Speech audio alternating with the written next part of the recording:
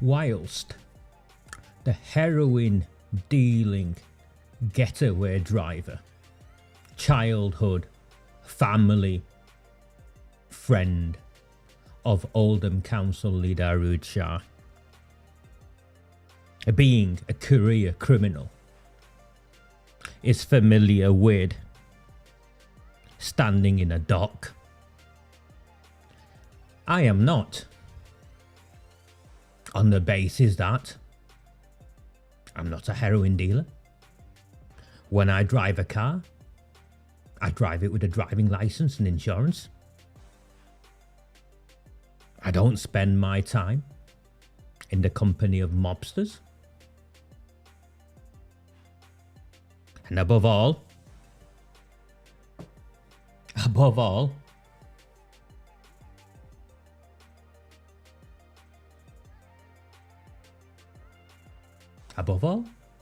maybe not above all, but I'm not in the Viagra business either.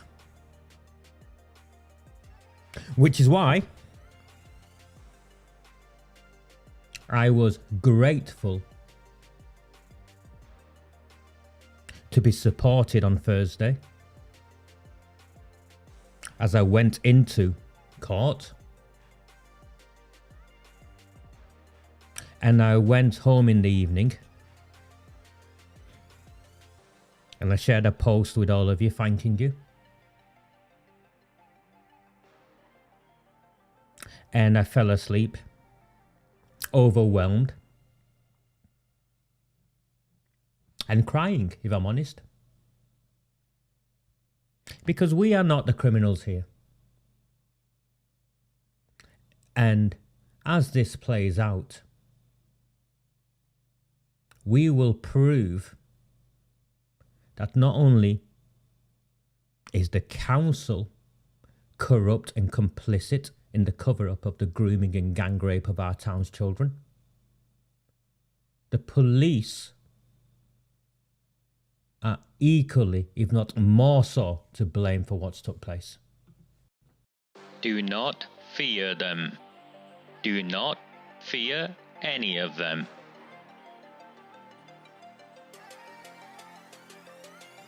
On the 20th of November 2003, James Ignatius O'Rourke McMahon was elected councillor for the Failsworth East Ward of Oldham. Deeply ambitious, he ruthlessly rose to power, and by 2011 he was already leader of the council. In 2015, exploiting a Labour Party loophole, he became MP for Oldham West and Royton. If only the people of the town knew then what they now know. Do not fear them. Do not fear any of them.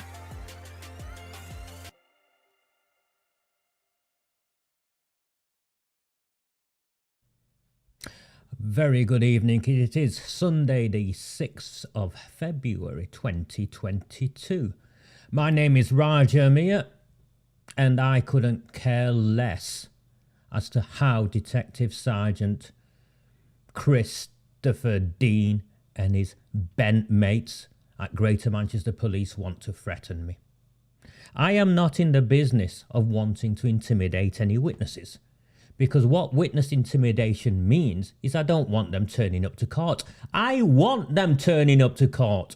The people of Oldham want to see every witness that they have turning up to court.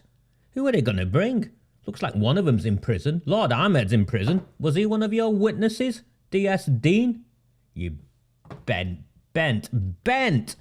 police force.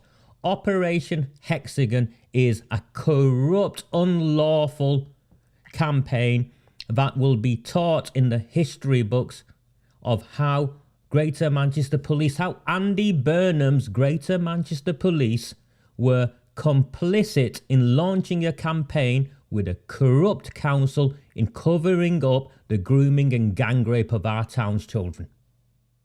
Bring them all to court. Bring your mum, bring your dad, bring whoever you want. Bring every witness you want, and we'll see you there. Witness intimidation, my arse. Not a single one of us are interested in witness intimidation. You know why? Because we are not the mobsters. We are not the gangsters. We are not the heroin dealers. We don't walk around looking for lorries that things are falling off so we can sell. No, we are honest, decent members of the public, and you have taken advantage of us for so long, and we have had enough. So bring it on. Witness intimidation. We're not interested. We want your witnesses in court, because watch what I do to your witnesses. Watch me. Watch what I do to every one of your witnesses. Dickheads.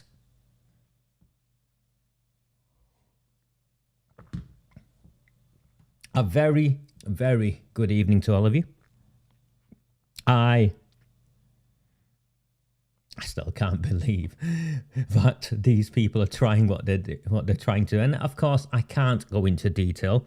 But the first time I saw the dossier of evidence against me, and remember, it's been nearly 7 months since Detective Sergeant Christopher Dean and his bent team of police officers hammered at my door in a dawn raid. And it was interesting, when I was looking at some of the police statements, why would the police officers in their statements omit how many of them came to arrest me?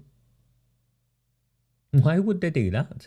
Why would you omit the number of police officers who came to arrest me?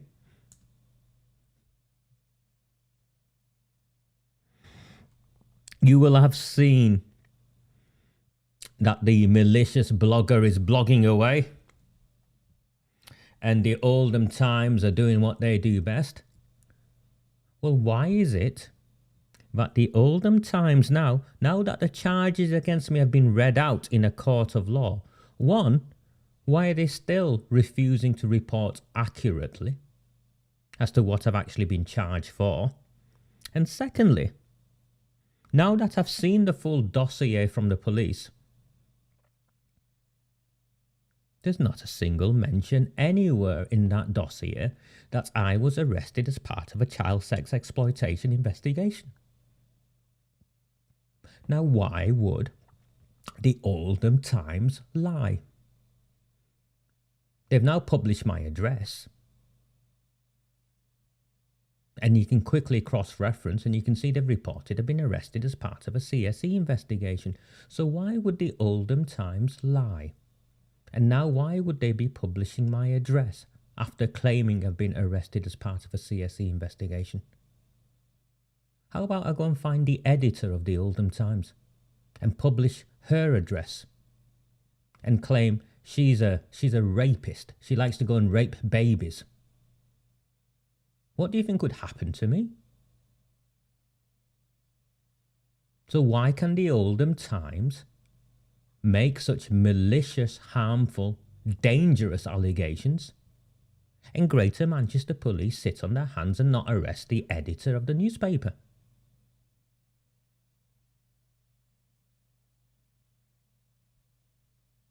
Why is that?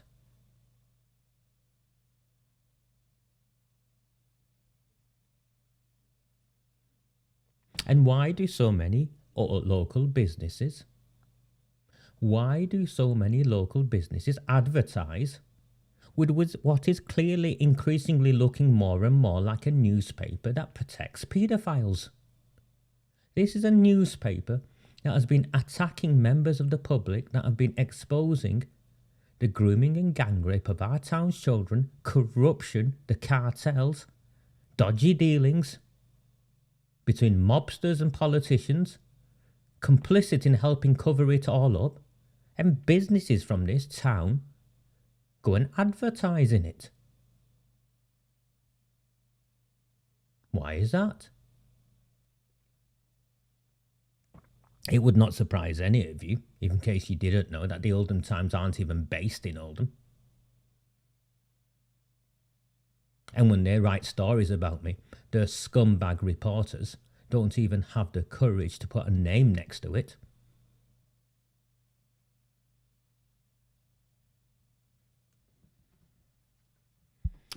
Yeah.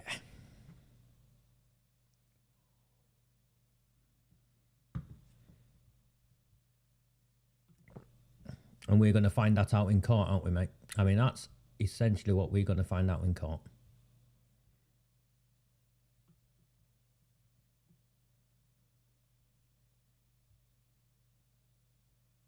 So I'm just getting that bigger so you can see it.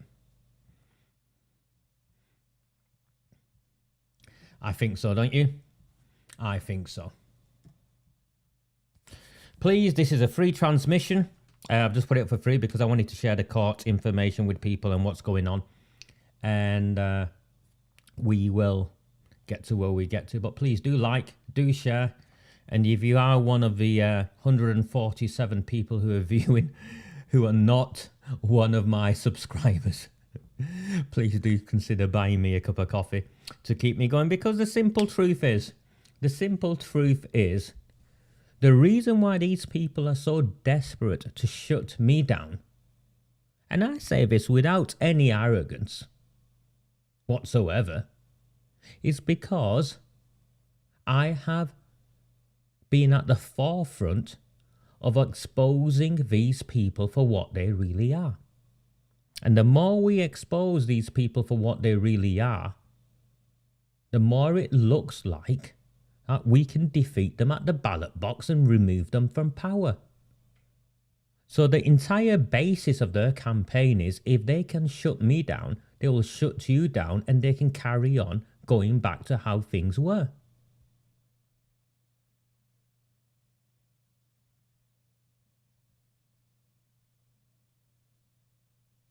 So why?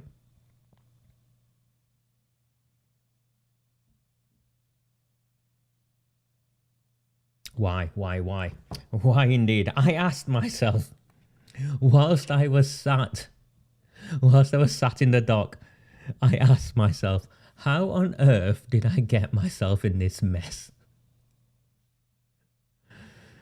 I was sat there waiting outside, and I don't mean this disrespectfully, but there were other people in the other courts, and I was looking around, and they were just, in the main, young people or people who'd had far more challenging lives than I had, who'd made wrong decisions after wrong decisions.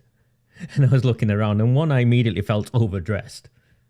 Because if you go into battle, you go into battle, don't you? So I was wearing my suit, and I looked around and I thought, okay, maybe I was overdressed for the occasion.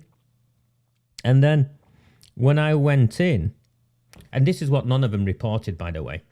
When I went in and I spoke to my solicitor, and I was given a lesson, really, in what they can and can't get away with. And the system is rigged against an ordinary person. Unfortunately, the system is rigged. And as I went in, we went in with a plan. And that plan was as follows. 1, make sure that the 2 offences that they charged me for, they would be tried separately, so one could not prejudice another.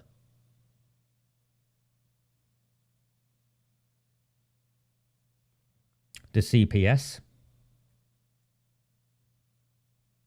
didn't seem too keen, but the magistrates, to their credit, looked at it and agreed and separated both cases because they felt I would not get a fair trial otherwise. So there'll be 2 trials.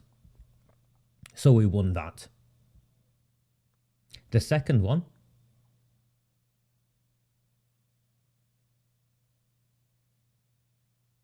was the magistrates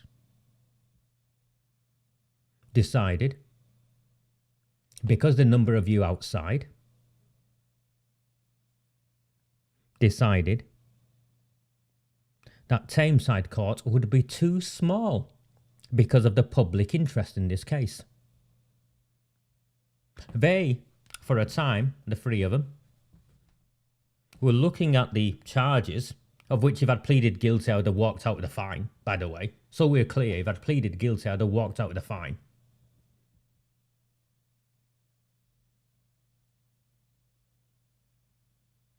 And yeah, I'm stubborn. I was raised stubborn. I was raised in this town. It's a trait we have. Right is right and wrong is wrong. I haven't done anything wrong. So there's no way I'm pleading guilty. Whatever the enhanced consequences afterwards, if I am found guilty, I don't care.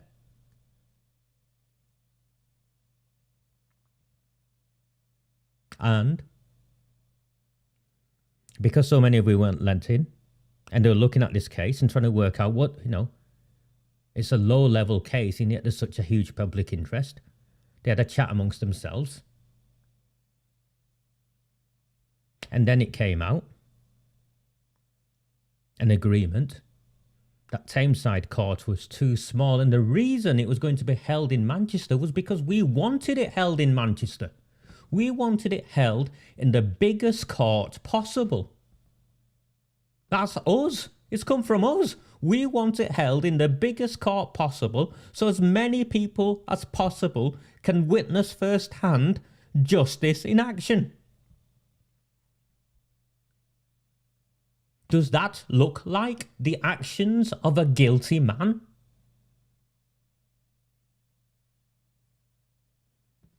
Does that look like the actions of a guilty man?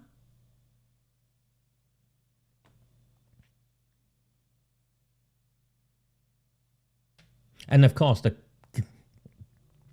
the chuckle in there, well, a couple of chuckles in there, was once they stopped proceeding, so I just sat down, wondering what's going on, reading the John Loves Jane sort of stuff etched into the wood in the dock I was sat at, and the F the police, lots of F the police, by the way, and I'm looking at that, and there's a bit of chaos. The first bit of chaos was they wouldn't let you guys in to do with COVID, and apparently, even though the rules had been lifted across the country, the courts had elected to keep COVID rules in place. Which is scandalous, actually, if you think about it, because the courts keeping COVID rules in place keeps members of the public from witnessing justice in action. And if justice can take place behind closed doors, then people rightly fear that justice is corrupt. The system is bent. Which is why so many of you were angry, and I understood that. So unfortunately, the only outcome I could get for you was, when the trial is set, to make sure it's in the biggest court possible.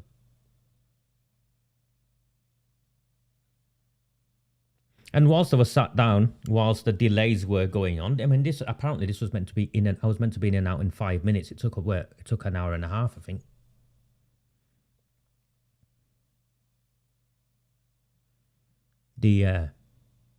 One of the other reasons, and I observed this, I just sat there and watched and listened to the magistrates talk to the guy in front who seemed to be the one who knew all the law and was advising the magistrates, and the usher who was coming in and darting out and rushing in. And chaos all around me. Maybe it's normal. I'm not used to courtrooms, so maybe it's normal.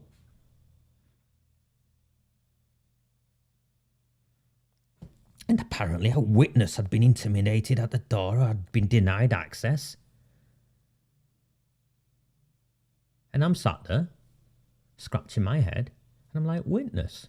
What do you mean, witness? So I asked my solicitor, and an exchange went on. He was like, no, this is a pre-trial hearing. The only thing going on here is you're called. There are no witnesses called to this stage of proceedings. And it's for you to plead guilty or not guilty. And if there was a witness here who might be involved at a later date, they weren't called here by the courts, and they would have no right to preferential treatment than any one of you who'd been denied access yourselves.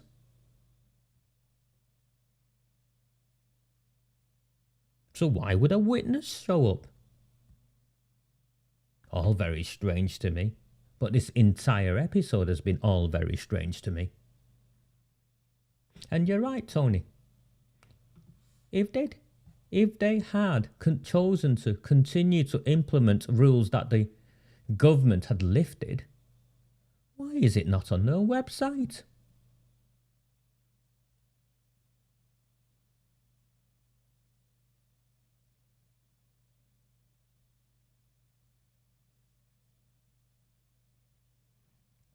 So the first win was we moved it, or the first win was to separate it so there'd be 2 trials. The second win was we moved it to Manchester. And I saw the malicious blogger afterwards trying to infer that somehow it was more serious or something because it was in Manchester. It's in Manchester because we wanted it in the biggest courtroom in the area.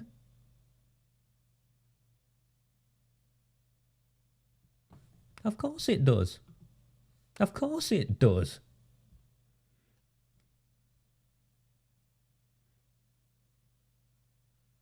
No, Karen, and I learned this as I'm there because I'm finding it all very... And then I'm told that there were people outside and they agreed it had nothing to do with me because it had nothing to do with me. And remember at this point, the only people who'd walked me in, my friend Lee Cook, and she's here. I'm sorry, Lee, I don't mean to describe you in a negative way, but, you know, you're not... How old are you, Lee? In your 70s? In your 80s?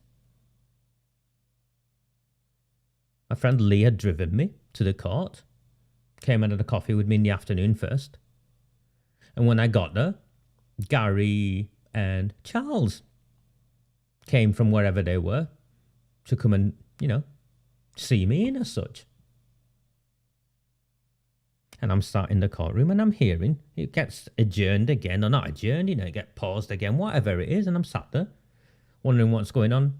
And then I hear stories that someone had threatened to raid the courtroom or something. This time I'm thinking, what on earth is going on? What on earth is going on?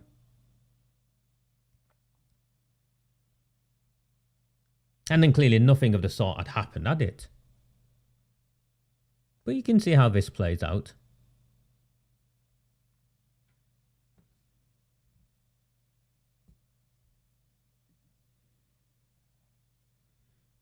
And so we get to the third part of the win on the day.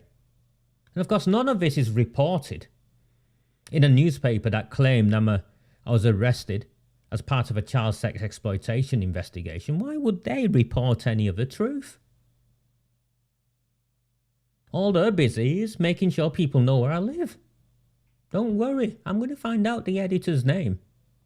I'm going to find out their address. And we'll see what they feel like when I know where they live. What are you going to do, Greater Manchester Police? Come and arrest me? Well, if you want to come and arrest me, you're going to have to accept that what they did was unlawful, which was headlining a story that I was arrested as part of a child sex exploitation investigation, and they claimed they got the information from you. They claimed they got the information from Greater Manchester Police.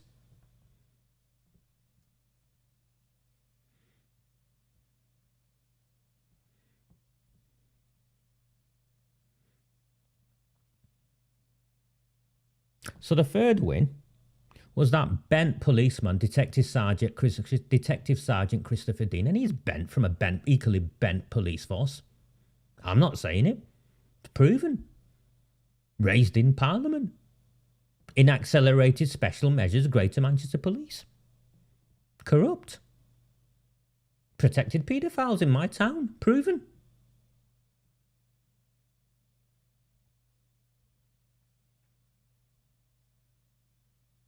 For 6 months, that scumbag has had me eating and sleeping in my flat, no doubt with a police car outside in case I wasn't, so they could arrest me for something else. For over 6 months, that scumbag has had me under house arrest under the claim that I will run away. Listen, you prick. You and your police force are the ones that let Pakistani paedophiles go on bail and then escape justice. I'm not here to run away. I'm here to see you in court. I'm here to see you face justice.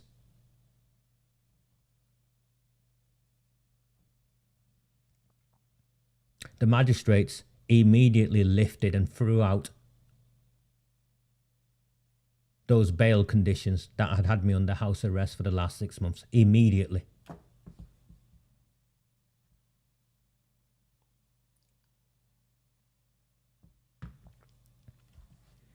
Why did that not make the newspaper?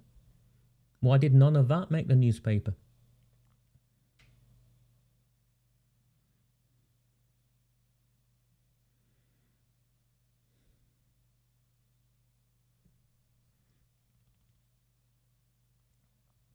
There is a reckoning coming in this town.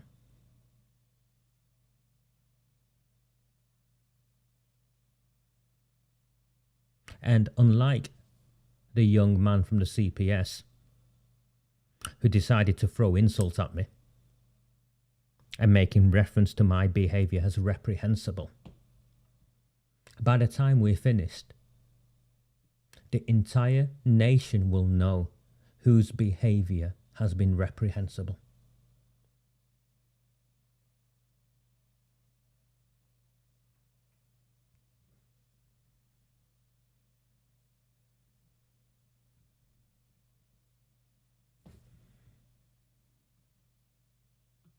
Tony, you know my mum's ill. I've not been able to spend a single night in her house. I've not been able to take my daughter anywhere. That bastard DS Dean knew exactly what he was doing. And that bastard DS Dean is bent.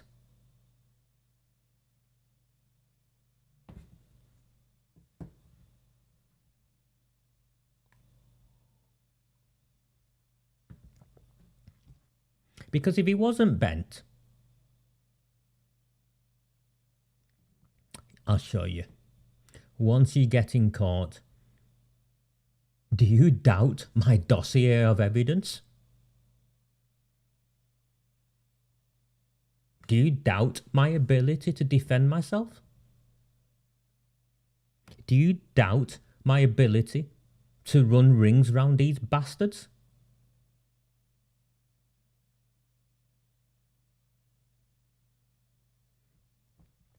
My name is Raja Amir. I have been at this for 3 years. I have been living rent-free in the heads of the Labour Party and the corrupt police officers who've allowed our children to be groomed and gang raped. And I can only continue with your support. You don't have to buy me a coffee, you don't have to spend any money, but you sure as hell can share this and like it at the top if you find value in this. There's 191 of you here.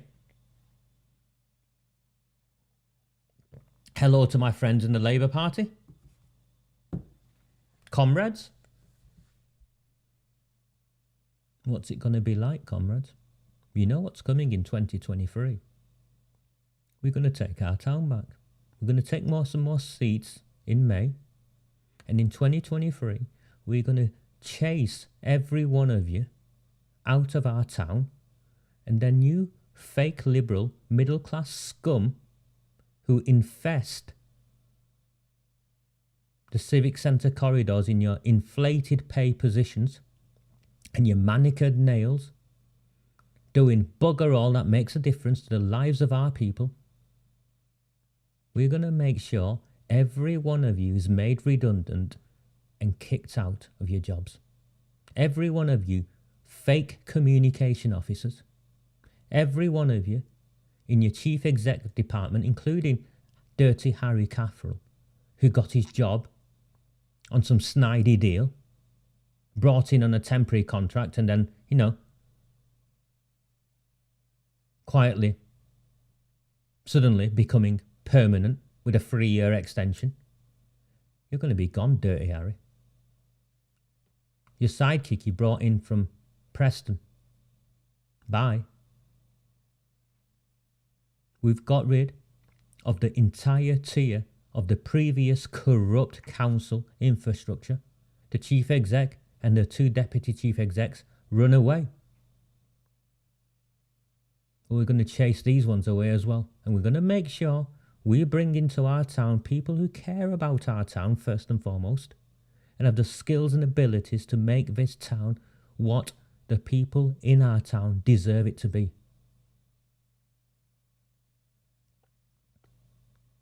It's just a cash cow for all of you. And you keep us poor to keep yourselves rich. And you keep us divided to keep yourselves in power. Which is why the grooming and gang rape of our children is being played out in the way it is. And I haven't got time for racists.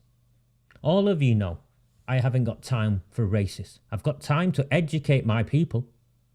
I've got time to listen to their lived realities. But I haven't got time for laziness and racist conclusions. And I'm very clear. Whilst everyone else has been arguing if the grooming gangs were a far-right conspiracy, I was completely somewhere else. I was trying to understand why they had gotten away with it. It's my town. Ignore these will-be idiots and their mates. I've spent my entire life in this town. I know what's going on, or has been going on around us, the same as every one of you. And let me show you. Let me flip it around to the other side and let me show you something.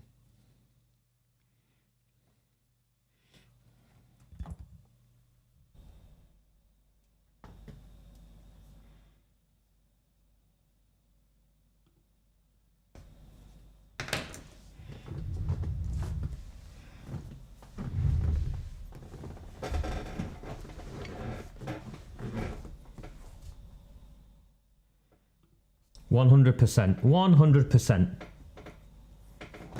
It's a partnership. It's an axis of evil.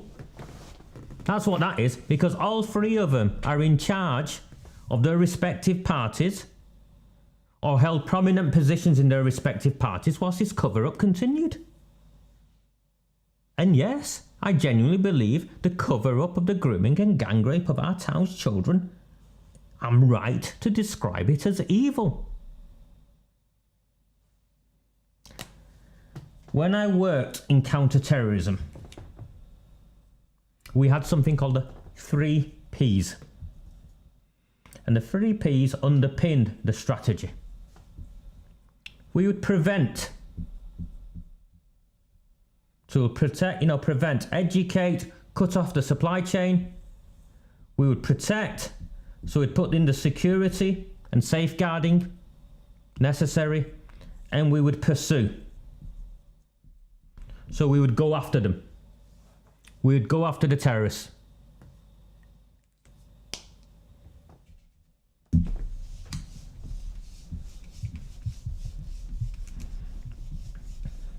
So let me show you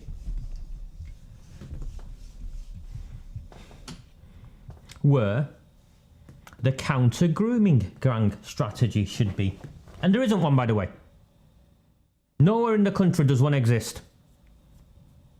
Because they're too busy following the woke, politically correct bullshit and still in denial whilst tens of thousands of our children are groomed and gang raped.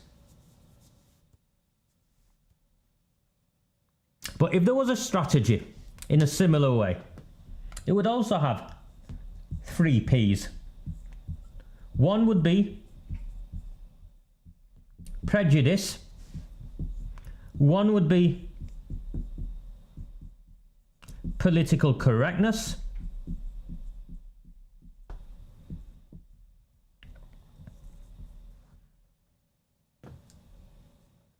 And one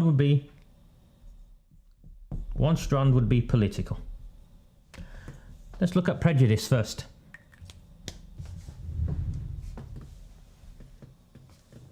I'll do it from here, I suppose. Let's look at prejudice first.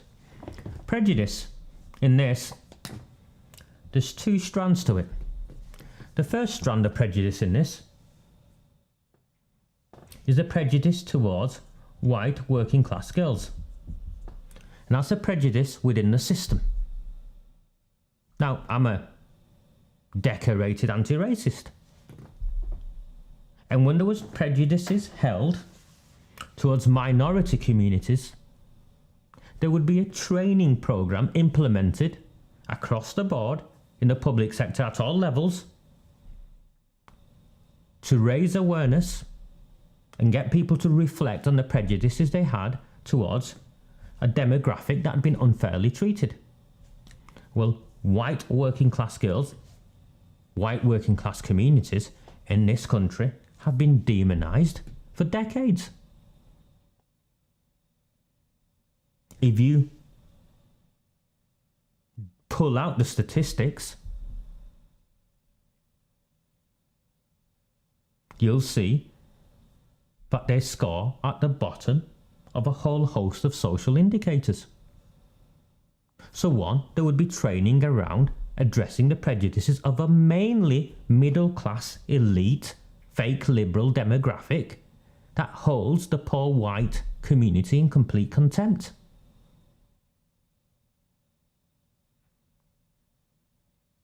You know that's why we'll be called as rabble, don't you?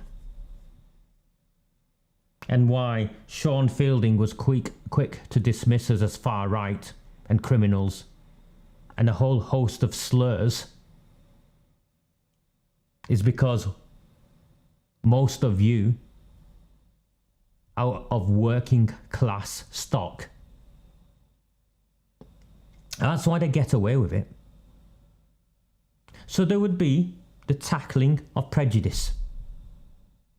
And the second thing there would be the systems and processes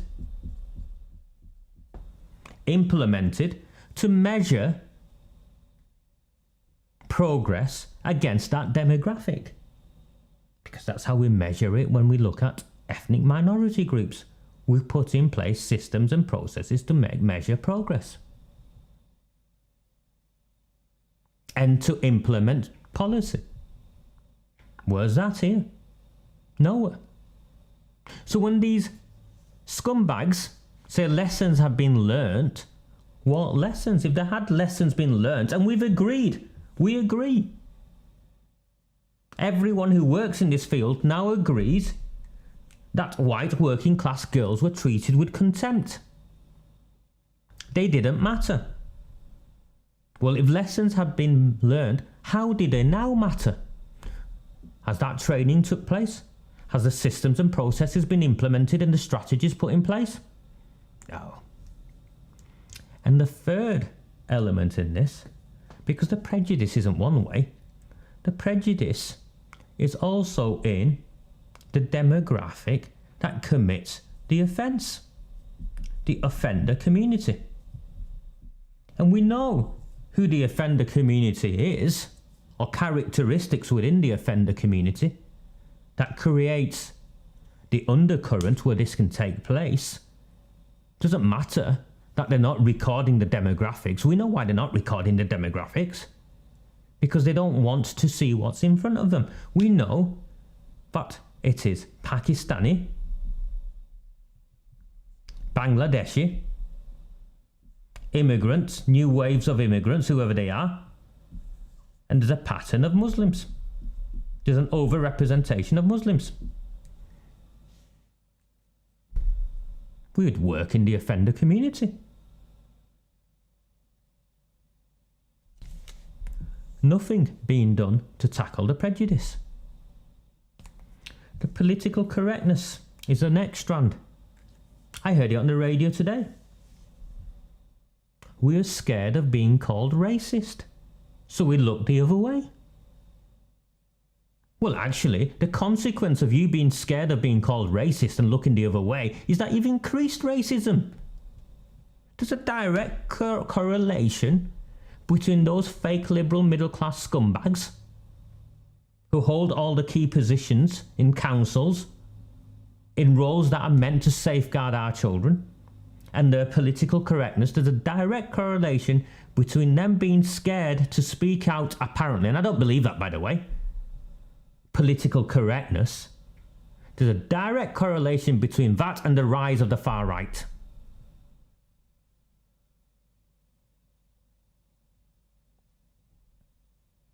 So no, I'm not having the political correctness, and if you are having the political correctness, actually you're making it worse for people who look like me. You posh white people are making it worse for every Pakistani and Bangladeshi, immigrant, Muslim, whatever, who wants nothing to do with these grooming gangs. And it's lazy and easy then to blame racism. I'd blame, I know.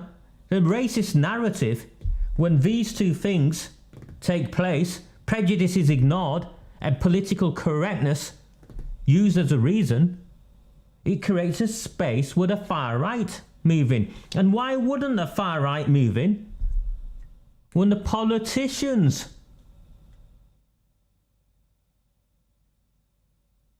the ones with the responsibility to speak out and hold councils to account,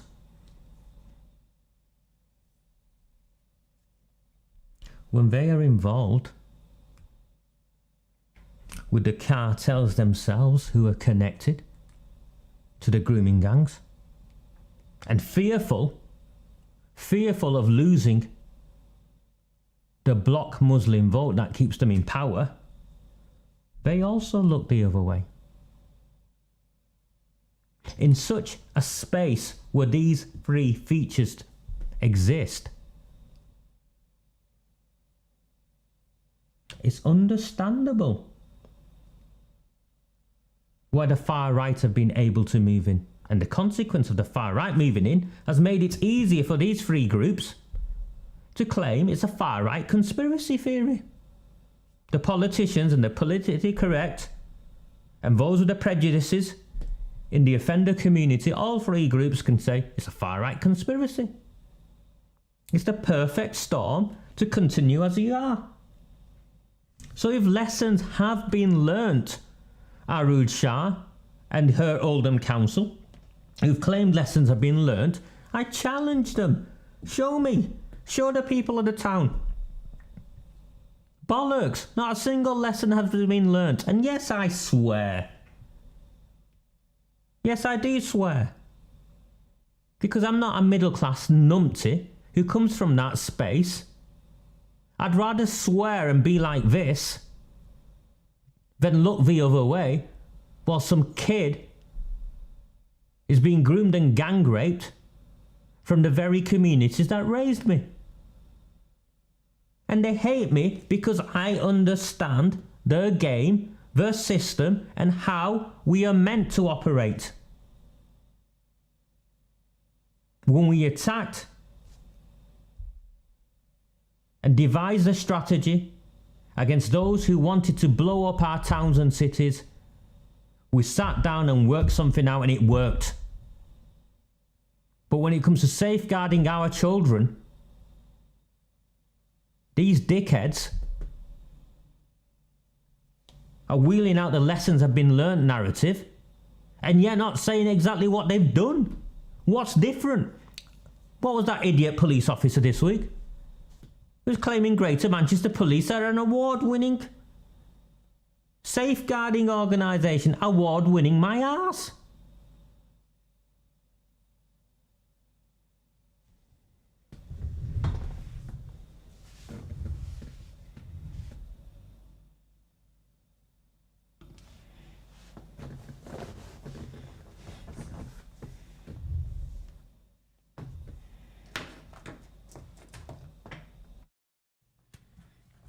Just give me a second whilst I put my headphones back on.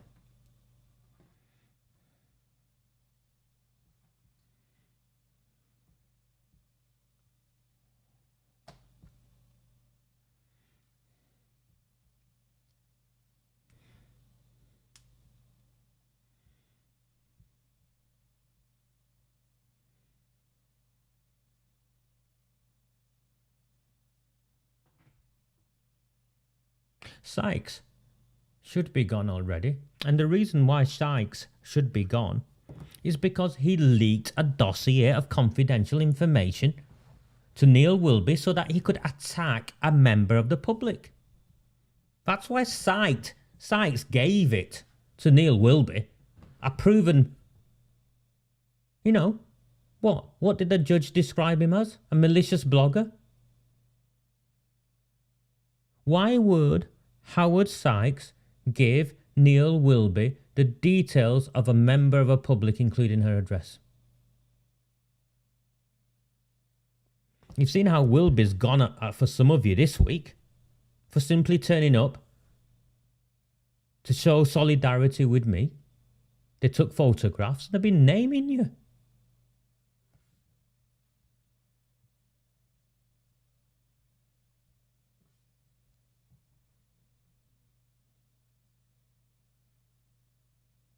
Sykes should be gone. But he won't be gone. And worse than he won't be gone, no one in the Labour Party will stand up and call for his resignation. And Graham Sheldon from the Conservatives definitely won't. And whilst Brian Hoban has shown some courage in standing up and asking questions, he's not going to want to ruin his cushy seat at the high table of the leaders' meetings. So I doubt very much. Surprise me, Brian. Maybe surprise me. But I doubt very much he's going to stand up at the next council meeting and demand the resignation of Howard Sykes for putting a member of the public's life at risk. Because that's what this is. This harassment and intimidation and providing information to someone like Neil Wilby is putting an individual's life at risk.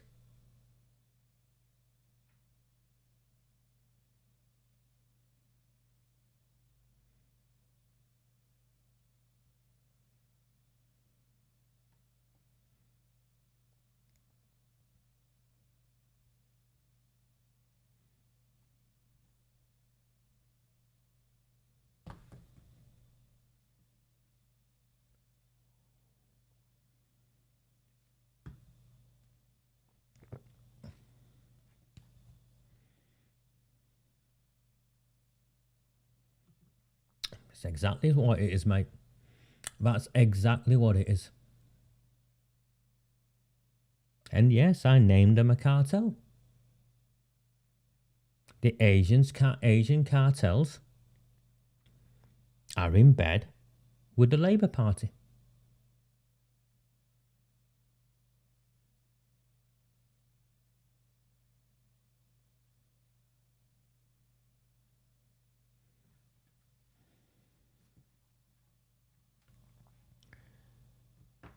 I've read the next bit of a leak to come out. Involves Kaiser. I feel for the lad. I think, all said and done, he's suffered immensely.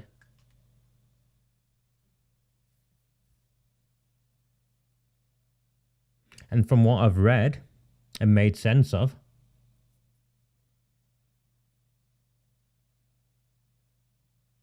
not only has he been exonerated in the report, the report is very clever in manoeuvring itself to avoid drawing conclusions that are as clear. It's like you've gone on holiday and you're on the beach and you've fallen asleep and you forgot to put your sun cream on. And you wake up and you're sunburnt. There's only one conclusion. It's a consequence of the sun and your failure to put sun cream on as to why you got sunburnt. And there are only very simple, obvious conclusions, inevitable conclusions, no other alternative conclusions. And yet, Ridgway and Newsman avoid the obvious and continue to protect a corrupt council. So whilst they're happy to name the council in the abstract as responsible and involved in the cover-up, they won't name who in the council. The council isn't some invisible entity. There are specific strategic positions in the council, or individuals make key decisions. Why aren't those individuals who've made those key decisions explicitly named? The politicians, the policy officers, and the police officers. Why aren't they named?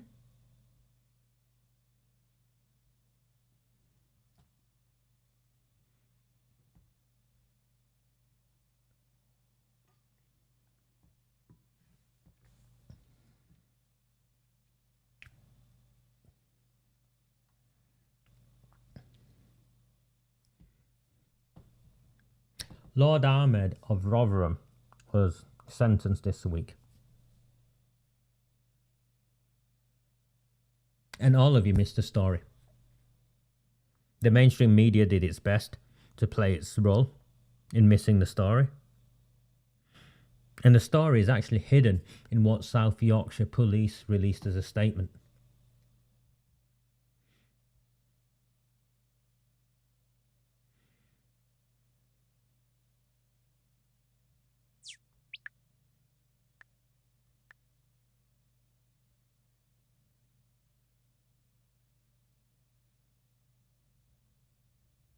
Just give me a second, I'm just bringing it up.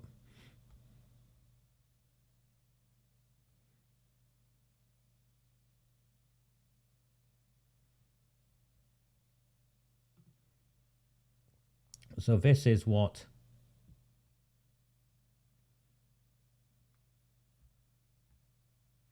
South Yorkshire Police released as a statement.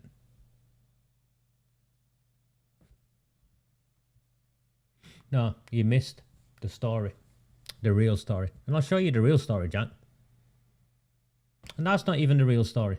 It's just easy grandstanding.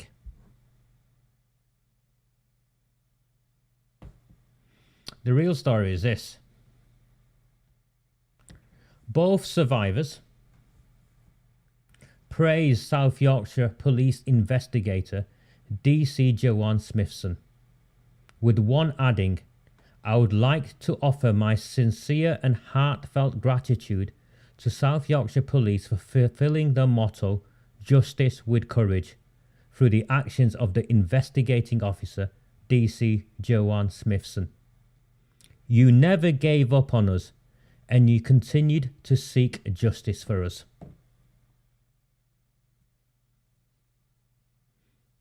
Speaking after the sentencing, DC Smithson said, "Once again, I would like to recognise both victims in this case, who have been incredibly brave and patient through a lengthy investigation and subsequent trial.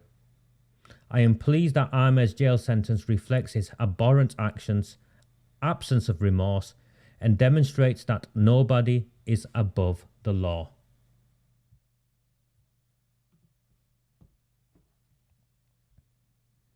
Sometimes the real story isn't in the headlines. It's in the small print at the bottom. In fact, more often than not, it's in the small print at the bottom. The system mobilised to protect Lord Ahmed, to cover all of this up. And the victims were failed. This only got where it got because Detective Constable, DC, Detective Constable Joanna Smithson refused to give up. Justice with courage. She took on her own institution and she took on the system and refused to give up. That's why that man is now in prison.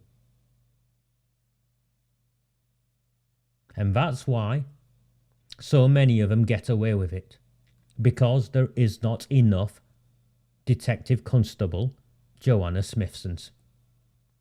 There are too many Detective Sergeant Christopher Deans.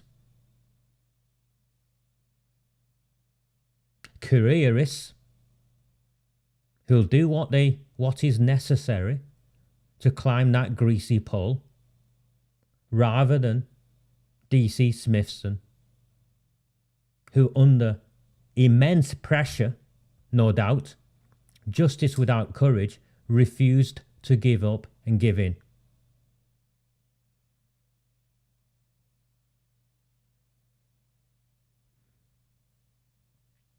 And it's Maggie Oliver like. It's Maggie Oliver like. And that in the police statement is there. But I go and read the story in the BBC or the newspapers, and there isn't that. It's the grandstanding headline, and of course its peerage should be took away. That it hasn't already is a disgrace. But the lesson here is, why was he allowed to get away with it for so long? And what did the institutions with power do in attempting to protect him? Because they did that with Cyril Smith. They did that with Jimmy Savile.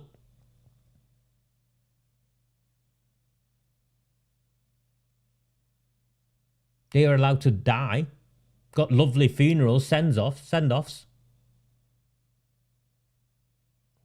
Got away with it.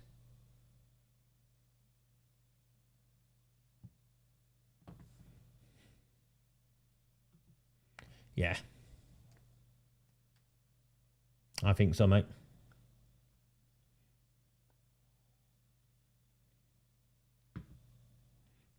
Seen as a bother causer. Someone who doesn't know how to play the game. Do what's good for her.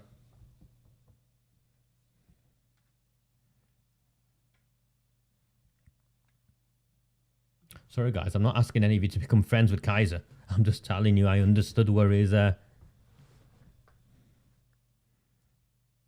He was exonerated, and then I read the article by Wilby.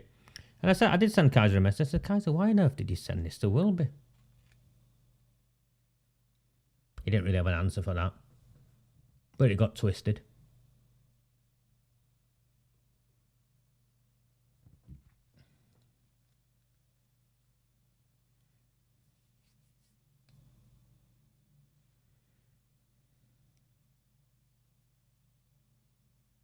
Speaking of Jimmy Savile. We all saw it, didn't we? Boris on the attack. Clearly his back's against the wall. When your back's against the wall that way, he'll pick anything up and swing. And the reference to Kier Starmer and his failings on the Savile case. And we saw the system mobilise. We saw once again the system mobilise. Kier Starmer had nothing to do with it. And they went and tracked back where this far-right conspiracy theory had come from, or whatever they called it. So the Guardian tracked it back and the Independent tracked it back, and of course they tracked it back to me. And I stand by it. And they use this thing called fact check. And Fact Check UK, the article's actually written, the fact check article is actually written by a woman who told a series of lies about me. There's something about fate there. She used to work for Schools Week. Wrote a series of lies about me. And now she works at Fact Check UK. And they just take Fact Check's word for it. And then Nazir Afzal wades in. Kier Starmer had nothing to do with it. I should know. I was there at the time. And I'm like, hold on.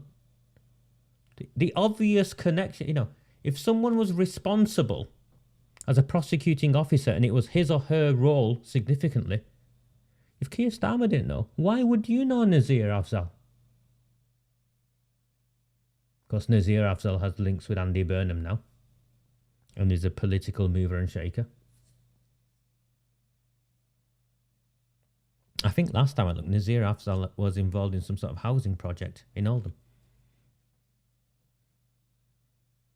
Which is perhaps why, I don't know, I can't say that, but I've got to wonder why it is he's kept stum on what's going on in Oldham. At least Maggie Oliver came out and commented on Oldham.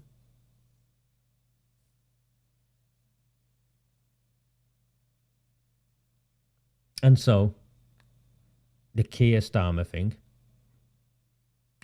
the system, it's clearly establishment, and the establishment kicks in. And then this happens. And I laugh my head off. I genuinely laugh my head off.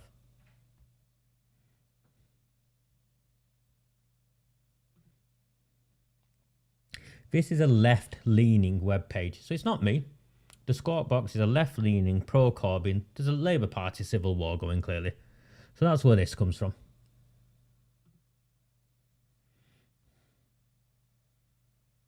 They've got a point. Johnson now says Starmer nothing to do with Savile decision. But is he right? The first one is the obvious one. Starmer does not deny any involvement in the Savile decision. Nor will he name anyone else who was. Though a Freedom of Information request shows he was at least aware. So if I wasn't involved, and if you're Starmer, would you not just deny it?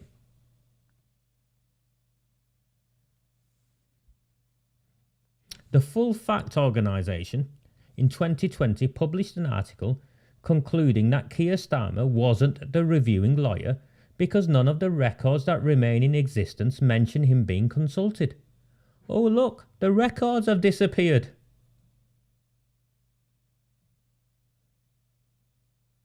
The article also notes that the CPS said that records relating to the decision not to charge Savile were not kept.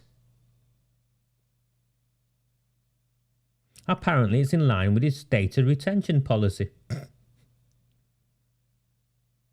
So there are no records to show that he had nothing to do with it. And if Kier Starmer wasn't personally involved in the decision, he knows who was.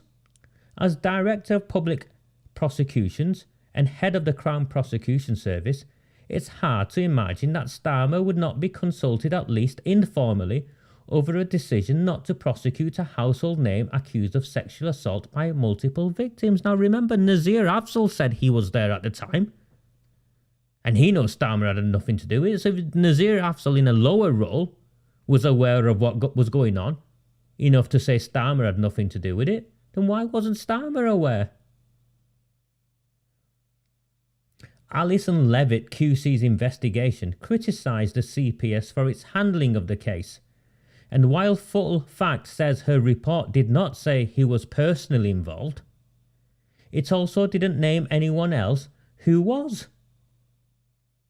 And Starmer was the head of the CPS at the time. And Starmer, at the very least, knew who it was and was part of a decision to veto the release of the information. Do you see? And Starmer, at the very least, knew who it was and was part of the decision to veto to release the information.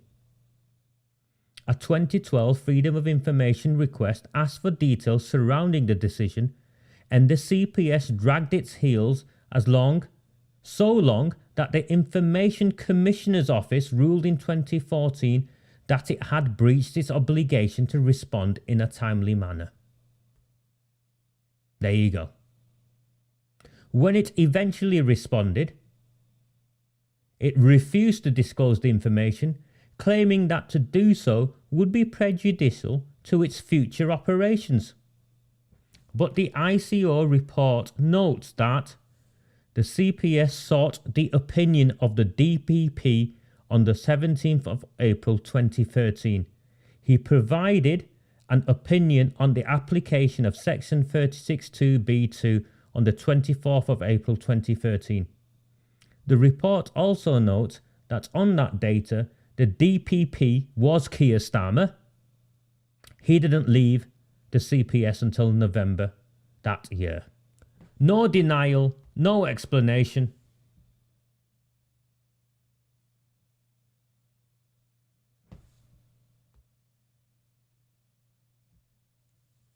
Squawk Box asked a couple of questions. Do you categorically deny making or participating in that decision? If yes, why have you not said it in the public interest who it was? Mr. Starmer did not respond. Do you see how am I the only one who thinks we're all being played by the mainstream media and treated as idiots? Am I the only one?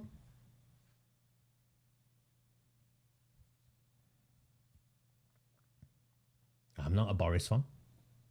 You all know I'm not a Boris fan. My daughter knows I'm not a Boris fan. She speaks about Doris. She calls him Doris, by the way, regularly. Don't know why. She doesn't speak with me. I don't speak politics with her, but she speaks about Doris to me regularly.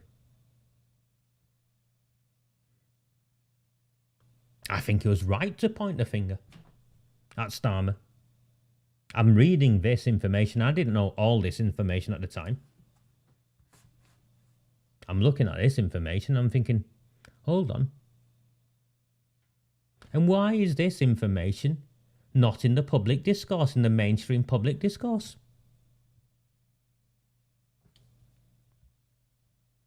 The CPS sought the opinion of Kier Starmer on the 17th of April 2013. He provided an opinion on the application. Starmer did not leave until November 2013. He was in charge the 17th of April 2013, and the Freedom of Information report notes, the ICO report notes that the CPS sought the opinion. So you know what I get to? This free speech, this fact-checking bollocks. It's a fake liberal woke platform, and I've gone and looked at it by a bunch of leftist journalists who fact-check things that suit their woke agenda and rewrite stuff or present facts in a way to get to an outcome to protect who they want to. It's no different than the Independent Press Complaints Commission. There's nothing independent about them. It's no different than the Independent Police Complaints lot that was so bent they've had to change their name to something else. Why are we, like a bunch of lemmings, accepting what fact check have got to say? Who's checking them? Nah.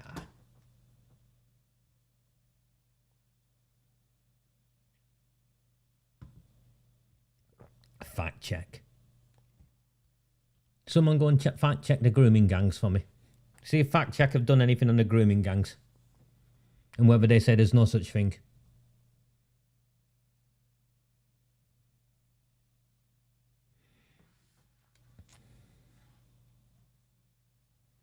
Speaking of fact check, and we'll go back to... Sorry, I get told off by Moyab when he phones me. I don't tell you enough to share, to like, to buy me a coffee. So please share. There's 284 people. I'm looking at my screen. 287 people.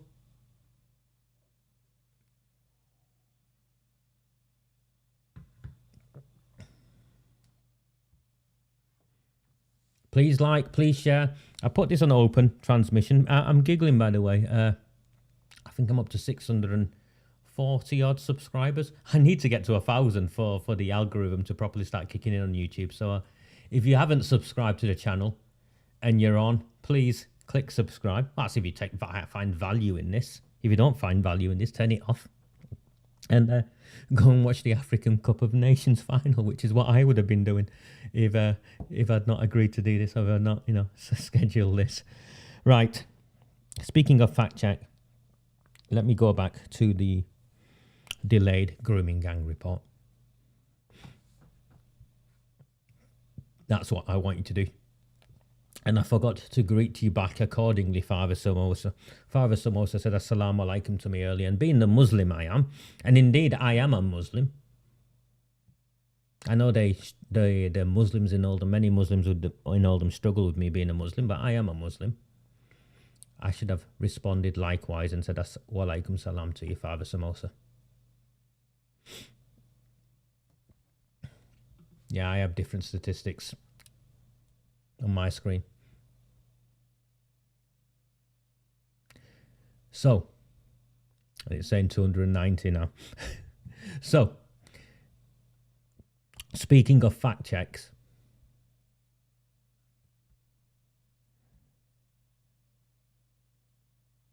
and the grooming gang report, that's been delayed again.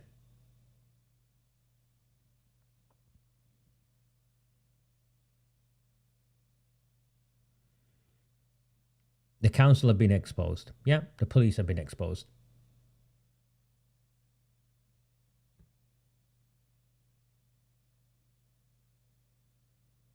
And they made specific reference to a case that's on my website and has been on my webpage for the last 18 months or so. It's there. Sam's story. You've seen it. It's there. And when you waive your rights to anonymity, you waive it for life, by the way. There's a whole host of other stuff. Debbie Barrett Cole hasn't got a clue what she's on about. She just wanted to rant at me because she was becoming more and more desperate to remain relevant, I think. So she can rant at me all she wants. But if you look at that story, there's a specific section in there that should mean criminal prosecutions against JIM McMAHON and the chief executive of the council. And it's on my story. It's there. The Home Affairs Committee, the chairman at the time was Keith Faz, now disgraced, but put that to one side. Keith Faz was the chairman at the time, and he wrote specifically to JIM McMAHON. And he and his council responded. Now I've spoken to the councillor in charge of safeguarding at the time, who should have been made aware, Hughie MacDonald, and he wasn't made aware that the Home Affairs Committee had written to him. So that's dodgy to start with, that the councillor accountable had that information kept from him.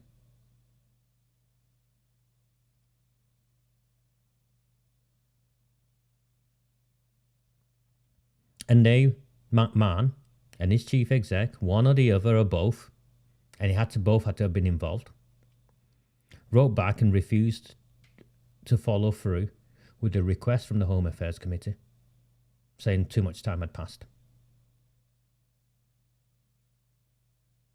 For the 7 years or so that passed since, children in this town have been groomed and gang raped because of the failings under McMahon and the chief executive. Evidenced through that exchange. Because if they'd owned up to it then,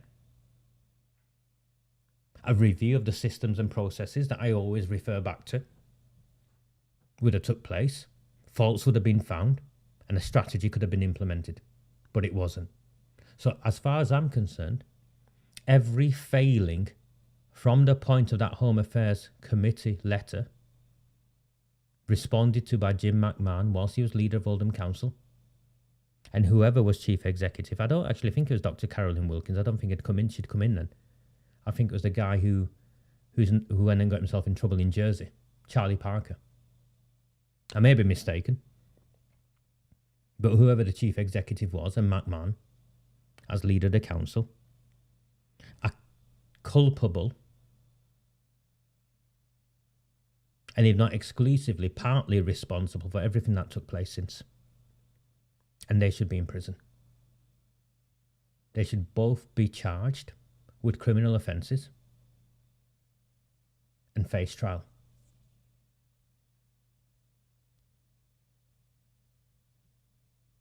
So I go back to that place where we started today. Did white politicians fail white children? Because there are those who want to make this about race, and there is an element of race, but the failure isn't fundamentally about race. The failure is about politics and political choices. white politicians and white policy officers turned and looked the other way whilst white children were groomed and gang raped. That's not my fault. It's not the fault of anyone I know from my background.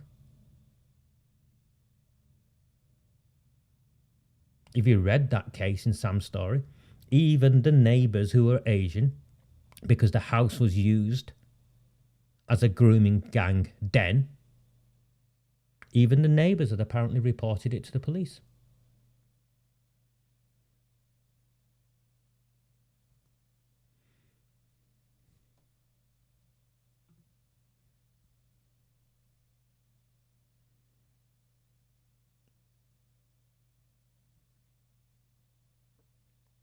So why have Greater Manchester Police not arrested Jim McMahon or Charlie Parker? Thank you. It's because there are equally culpable senior officers in Greater Manchester Police who are equally responsible for what took place. Again, as proven by the leaks that has already come out of this report.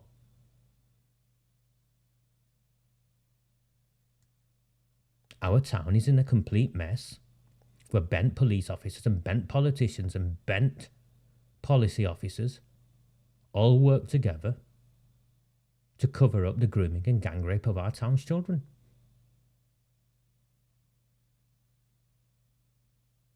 That's no longer an opinion. Sure as hell is no longer a far-right conspiracy. Far-right that way, this way, I don't know which way the screen works. But it's no longer a far-right conspiracy.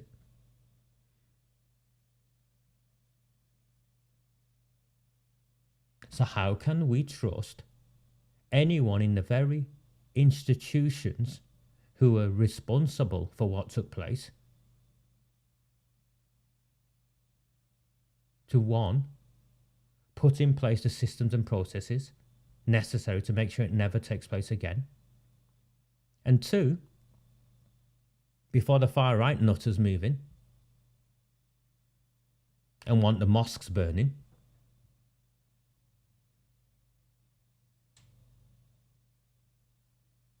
I want to focus on how we bring these corrupt politicians and their associates and hold them to account and drag them through the courts so they face justice. And that's why I'm in court all the time. That's why I'm in court. And sorry, as horrendous as they are, the stories are of what the victims endured, there are many better people out there placed than me, Maggie Oliver being one of them, who can provide the support that the victims need and tell their stories. There are people who can do that. But where I'm joining the dots, and have been joining the dots from the beginning, is why this was allowed to happen. Not if it happened or how it happened, but why it was allowed to happen. And as Alexis J, who chaired the most recent report that essentially said nothing had changed, published last week, originally authored the Rotherham Report, as she confirms, so it's not me, Raja Mir the Nutter. There is a direct correlation between what's taking place and politicians in control of towns where they rely on a bloc Muslim vote, from which the main demographic comes from, who are the perpetrators of these horrific crimes.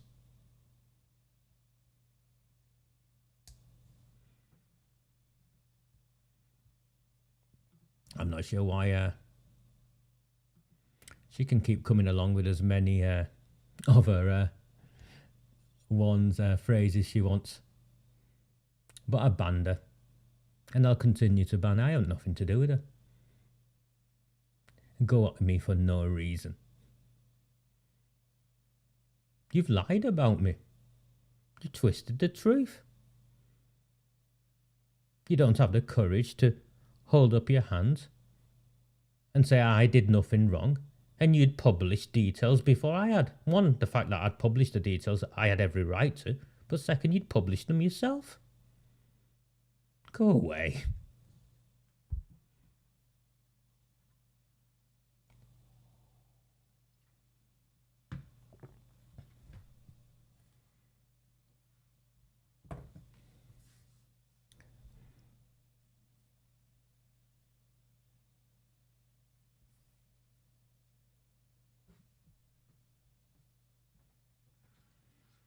Jim McMahon and Arud Shah were on Friday desperately canvassing for votes. It is bad form. My first time I crossed swords with them, really, it was they were campaigning, the Labour, Jim McMahon, Arud Shah worked for him at the time as an assistant, and Ruji Sultan was standing as a candidate in Coldest in a very bitter cartel civil war. And they were campaigning out of the mosque. And McMahon and Arud Shah were on the way to the mosque, and it kicked off at the mosque because there were people there who didn't want them campaigning at the mosque. A High Court judge has ruled, by the way, that political parties shouldn't be campaigning in religious venues. So what McMahon and Arud Shah were doing, heading to a mosque to campaign. Yeah. But in Chadderton South, there are no mosques. Yet. And as there are no mosques, and bear in mind, McMahon's been kicked out of his campaign lead because the Labour Party gave him the lead. Was it in Hartlepool, Father Samosa, where they got a trouncing because there were no cartels in whatever campaigning strategy he had. He got a hiding. So they're now hanging outside school gates. They are now hanging outside school gates, infant school gates, delivering leaflets.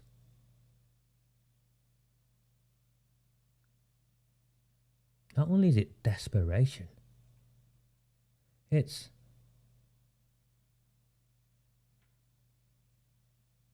not only is it desperation, it's just not done by anyone with any respect or dignity. 10 days ago, your council was exposed in the national press for your failures to protect children from grooming and gang rape.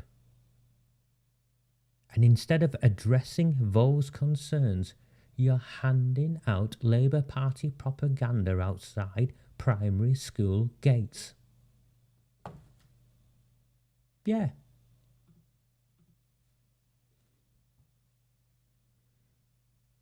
And there is, you're right, there is a name for people who loiter outside schools.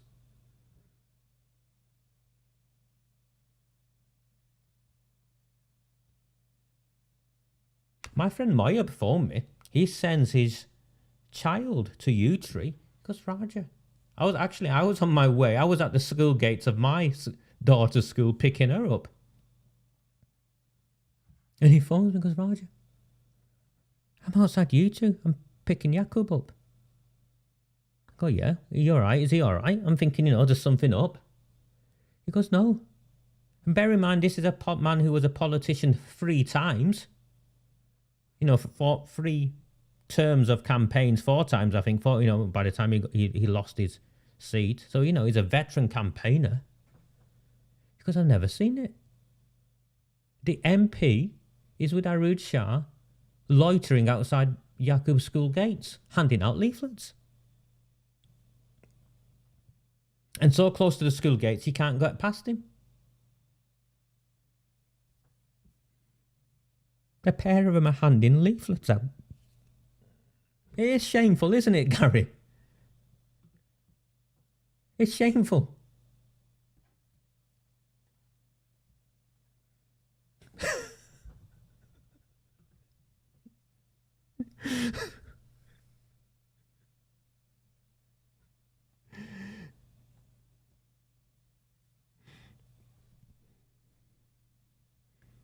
Two weeks earlier, in the national media.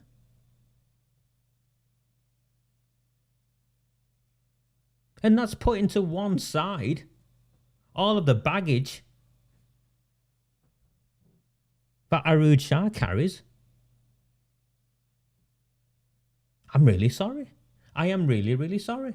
My child goes to a school in Oldham. My daughter goes to an infant school in Oldham, an infant primary school in Oldham. If they invited the leader of the council anywhere near that school, with her history and her associations with mobsters, there'd be an outcry, there'd be uproar, and it wouldn't just come from me. It would come from every decent parent who sends their children to that school, because we would want our children to have nothing to do with an individual such as her. And that's not me being misogynist. I know they keep calling me misogynist because it's all they know. It's not me being racist. I don't care what colour she was. I wouldn't care whether it was a he, she, or neutral general. People who know me know I'm not interested in any of that, in the sense of to discriminate against you.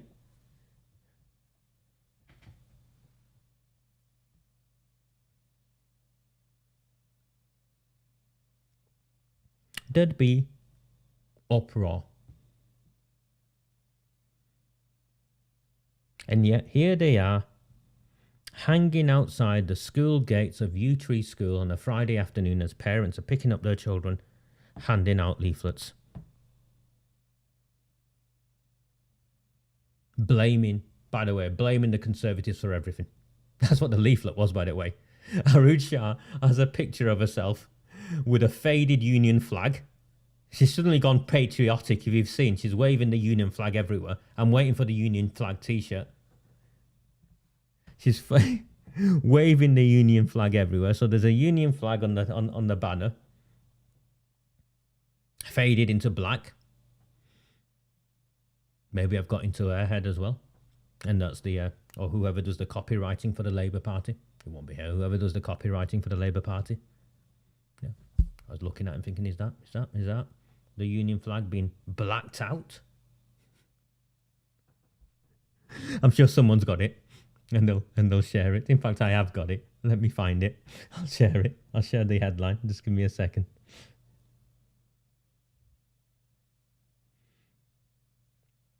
You might have sent it me earlier.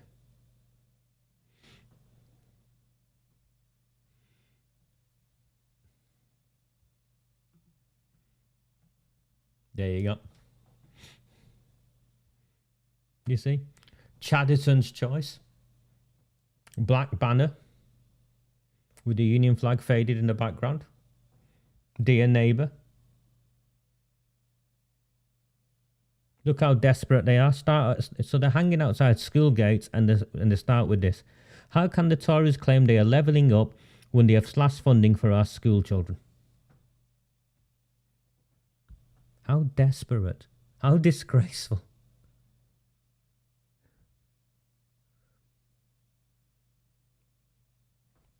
Listen, I went to university. The reason I can do this is because I was fortunate enough to get to sixth form. At the time, my school had a sixth form. Grange School had a small sixth form. I was fortunate enough to get to sixth form and then get to university eventually. And I went to sixth form. I had grants. I had dinner tickets. I worked weekends to bring money home to help pay for the gas and electric. My mum raised us on her own. We all had to work. We all wanted to work. And when I went to university, I went to Manchester Met. I'd got a place at Sheffield University. I couldn't go to Sheffield University because I couldn't afford the train fare to get there. Forget staying in the halls of residence or anything.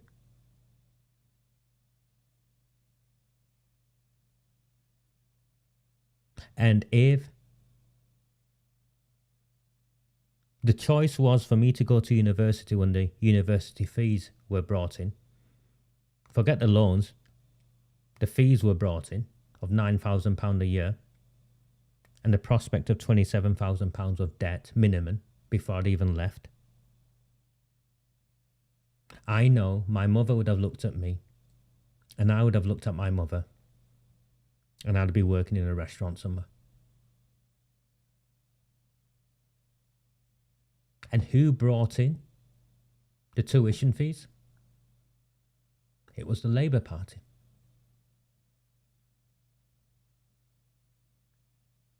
The rewriting of history by this lot is just disgraceful.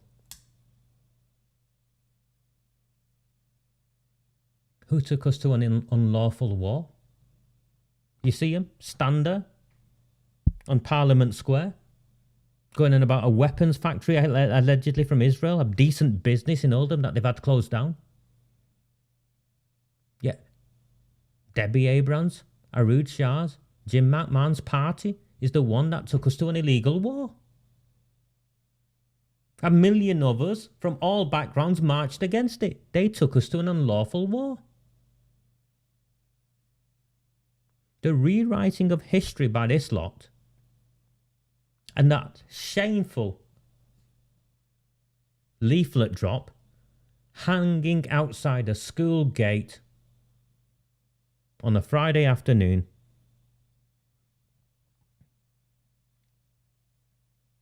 Well, I think there's only one conclusion to draw from it. It's a sign of desperation. No cartels, no postal votes. A decent man in Robert Barnes standing in opposition. The mobsters attacking him, saying he doesn't live in Chadderton South, ranting at him. Well, the leader of the council doesn't live anywhere near Chadderton South.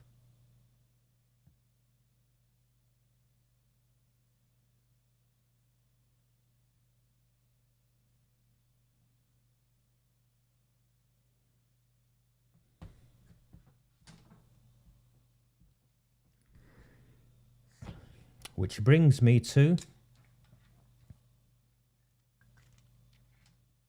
Are you still all right? Are you still all okay?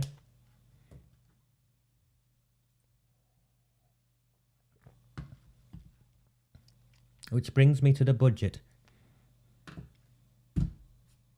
I just need to refill this. And I've got a couple more things I want to talk about. So if you're still okay, I'm just looking at my thing.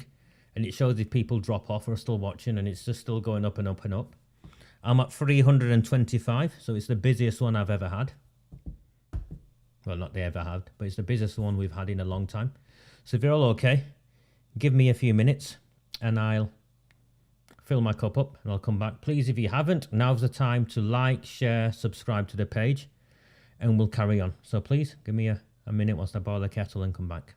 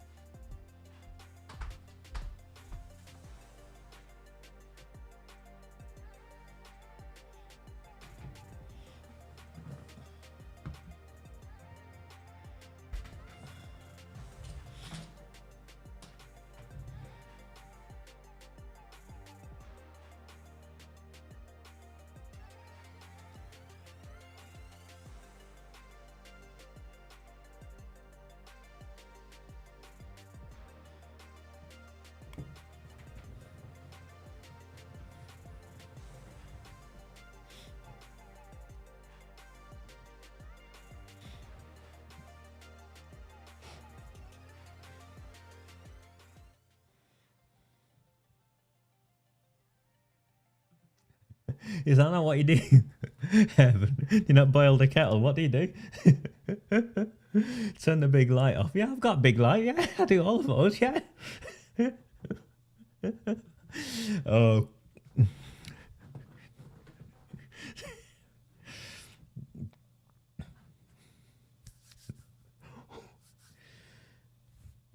Please, if you find value in these transmissions, like, share, subscribe to the channel, and buy me a coffee.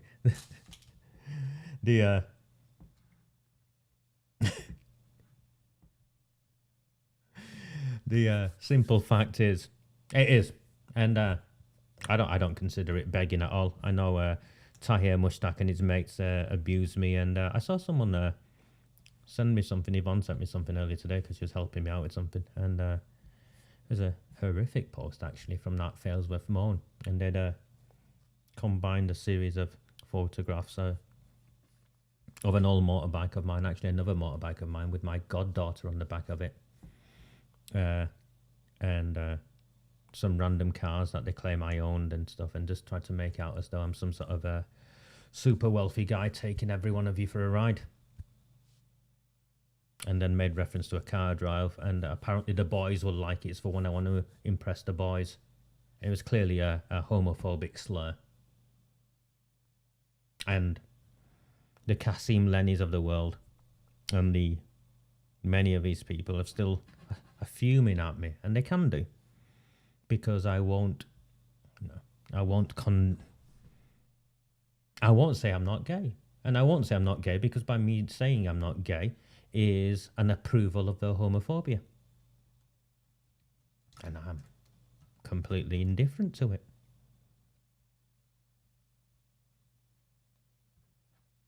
So yes, I exist only through your generosity, and the reason why they want to get rid of me, and they abuse me and they harass me. And the truth of this is, without this platform, without this space that we share, honestly, where would we be?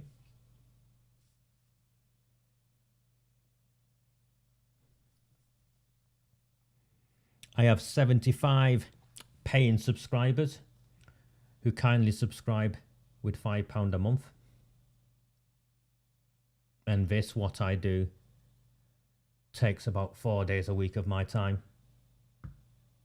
And if we are to get to a place where we build and get the likes of Lewis Quigg, Robert, Tom Lord, those are the three in my mind. We got those three in. Get 2 more of the Phipps in.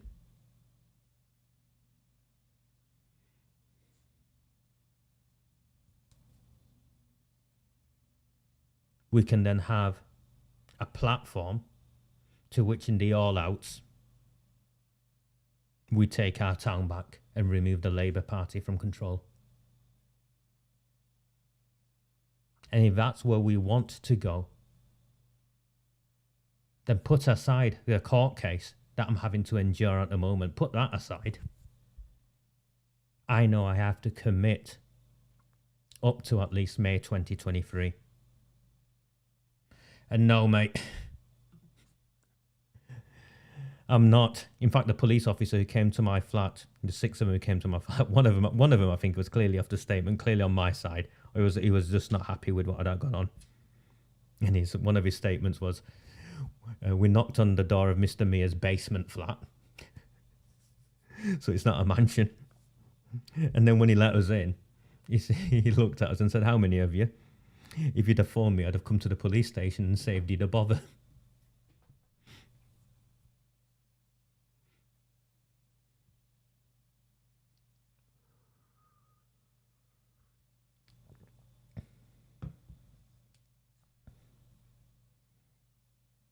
There's a reason why they attack me, and there's a reason why they attack every one of you who then shares or expands or takes what I say to carve out your own spaces.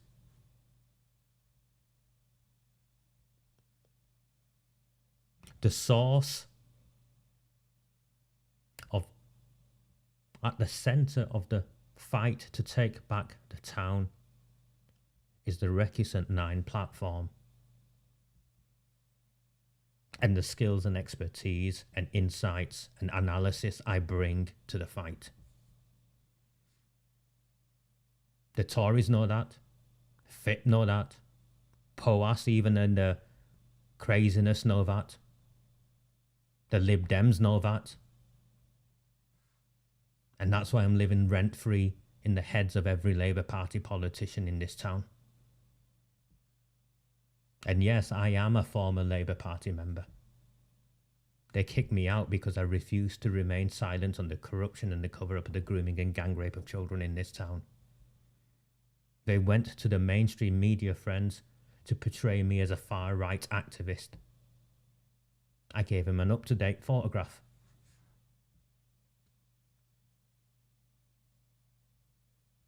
And now, in a desperate attempt,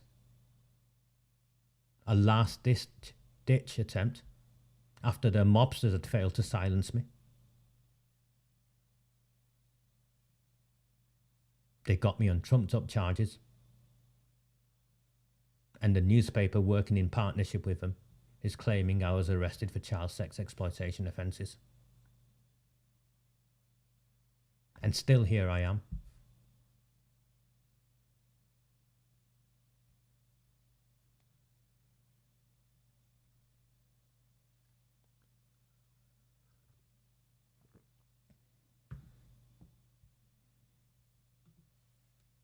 I think he will, mate. Do you know I think he will?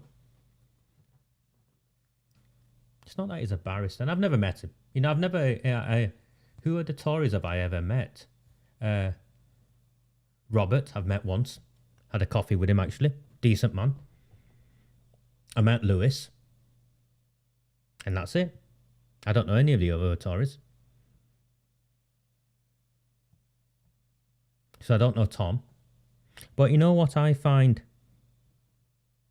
What I find something to take comfort in is a barrister who stood to be MP and lost by only a couple of hundred votes, yeah?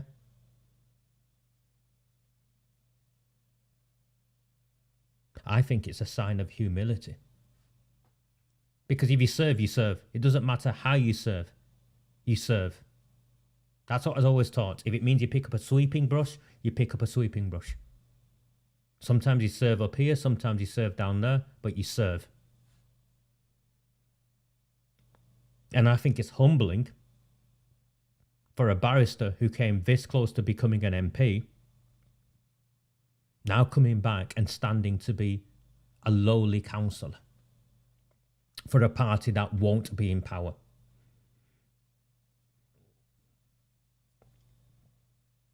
I think that's a courageous thing to do.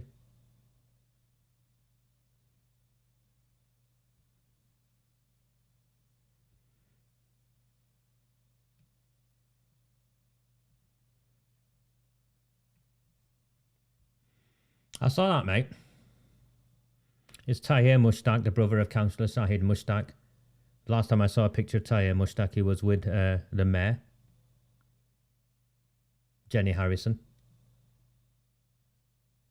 You've all been on this journey with me. And if you're honest with me, some of you who had views and opinions that perhaps once were racist have now gone on a journey to understand how you were played and how you need to be more intelligent and move on from easy, lazy racism to understand what's really going on here. So for them to refer to me as some form of Tommy Robinson,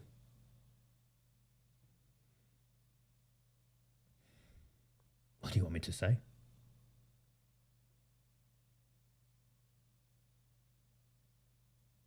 I came here just to set up here from my mum's house. Took my daughter there. My nephew and niece, my sister's Bangladeshi, her husband's Bangladeshi. My daughter's dual heritage, like you all know.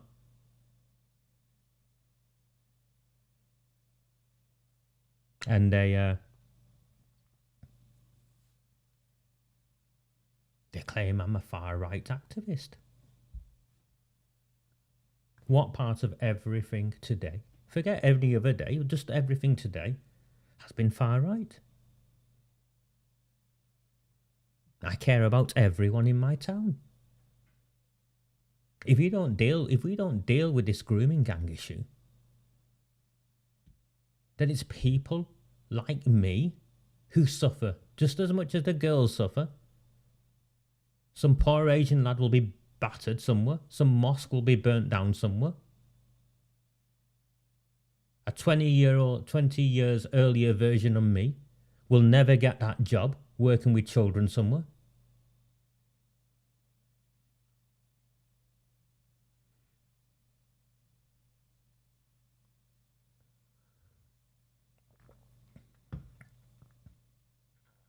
Oh, I don't think you need to apologise to Evan. Evan's a good one, Gary. He's a good man. He's been with us you've been with me from very near the beginning, haven't you, mate?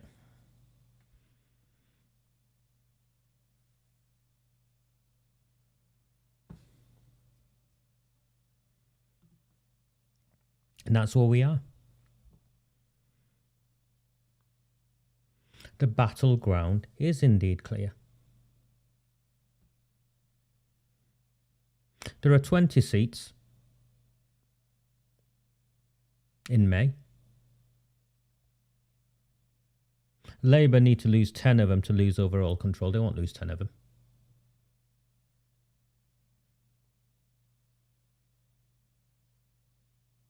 I'm always honest with you. I don't think they'll lose 10 of them. I've crunched the figures, but I'll tell you where I think they'll go. The two in Failsworth will go.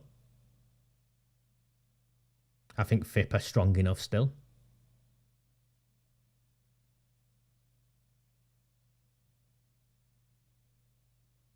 Saddleworth, Western Lees will go. I think, is it Val Leach is not standing again. Sam Al-Hamdani has recruited the chairman of the Groton Residents Association. So I think that will go to Lib Dems. I know Paul is standing from POAS and I wish him well again. So we're very clear, I wish him well, but I don't think he'll pull it off. And if he does, great. But I think Labour will lose in Saddleworth, Western Lees. I think St James will go. I think Tom Lord will win. I know Ginny Alexander isn't standing again. They've had to bring someone else in. I genuinely think we'll take Arood Shah. I think Robert Barnes will take Arood Shah out.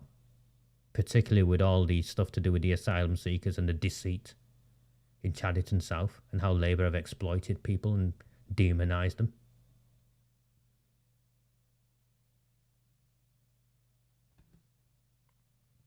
I think Royton North, I think Lewis. Of all of them, and I posted something last night, and I don't promote them really. I don't promote, I promote people as I see them. I think he's the brightest of them, and he'll treat them as the enemy. There's not a chance in hell Lewis Quigg is going to have a picture tucked next to Arood Shah or anyone from the Labour Party. Not a chance in hell.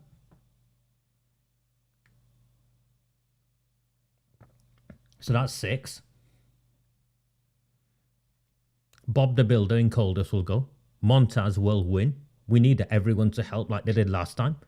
But Montaz, 50 grand poorer because of the fight he took on behalf of all of us. 50 grand poorer because of the fight he took on behalf of all of us. We owe him that. That's 7. And then I'm out.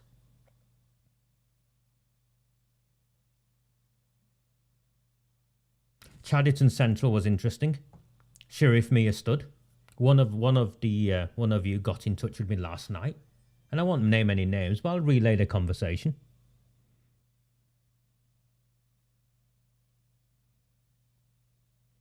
And the conversation went like, who do we vote for in Chadderton Central? And I said, well, last time, the young Conservative lad, Sharif, got about 900 votes. Labour won with 1,300. But Oldham Heart nearly got 200.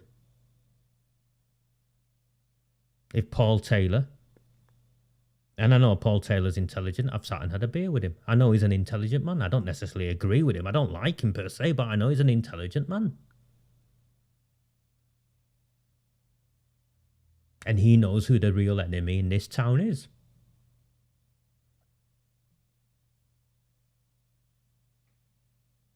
So Sharif got 900 and the Oldham Heart don't stand, or they put the backing behind Sharif. That 900 becomes 1,100. And then it's within touching distance. And then the conversation I had, and I'll share it with you. I won't go into who sent it me, but it was an honest person. Saturday night, by the way, they're engaging with me, and I'm looking at him thinking, well, if they phone me if they message me on a Saturday night, they deserve a response. So I'm responding. And they're honest with me, and they said, Raja, a lot of people in Chadderton South won't vote for Sharif because he's Asian.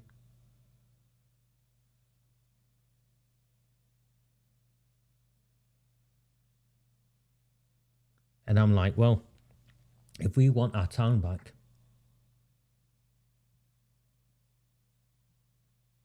we need to start, more of us need to start looking beyond the colour of someone's skin and their principles and what they stand for. And I look at lads, young lads like Sharif. I don't really know him. I know his older brother, but I don't really know him. I look at Montaz. Do you have any idea what these people risk going against the cartels the way they do?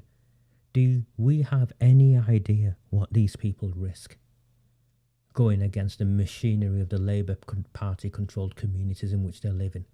How their families and extended families and friends suffer, how they're excluded, how they're demonised.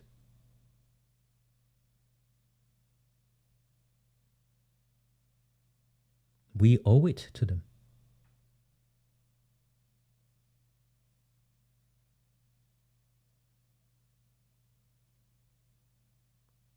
And he needs 400 votes to get in from what he got last time. And if I put my campaigning head on, from the days of the Labour Party when I used to campaign for them, I did. I used to knock on doors for them. Never in Oldham. I used to get on, I used to go all over the place. Wherever there was a fight on and we needed to, anyway.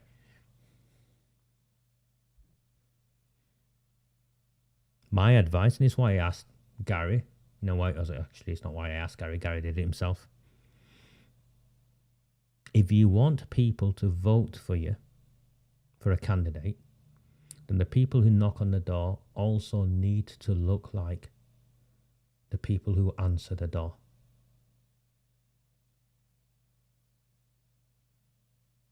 So if you want Sharif Mir to win, I urge those of you who live in Chadderton Central or other parts of Oldham to give the young lad a call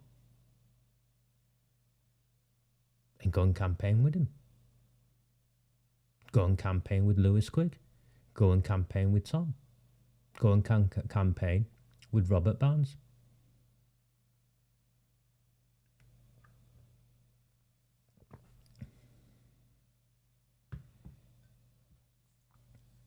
And then we're short. And sorry, I saw you put up, Julia, I saw you put up Royton South. I think that's when it becomes a bridge too far, right now. Waterhead, we've got no chance. The cartel areas of St Mary's, Medlock and Werneth. North Chadderton, no chance. Coldust is only because there's an insurgency and a growing anti-cartel movement.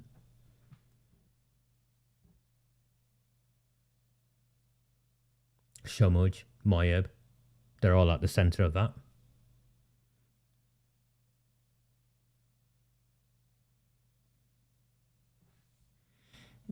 Yeah, I heard that I got blamed for sending you into a war zone, Gary.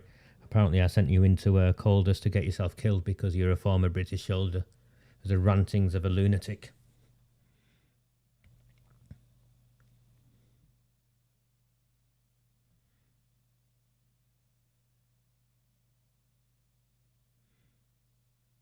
But we'll come up short. But we can get 7. We can get 6. We can possibly get 7. We get 6 and we possibly get 7. And we can hold all of those at the all-outs. Then we just need 4 more. And Labour are out. They can be the largest party, but they're out. We'll take another one in Failsworth. So all 6 in Failsworth will fit. We'll take another one in Royton North. We'll take another one in St James. It's gone. They're finished. Like that. Gone. You've just got to break it down into manageable chunks and stay in the game. As my friend Tel Aviv Steve, I've got to see Tel Aviv Steve, is I need a character reference in court, so Tel Aviv Steve will be one of them, hopefully. But I've got to see my mate Tel Aviv Steve. Tel Aviv would tell me, when I was on my knees,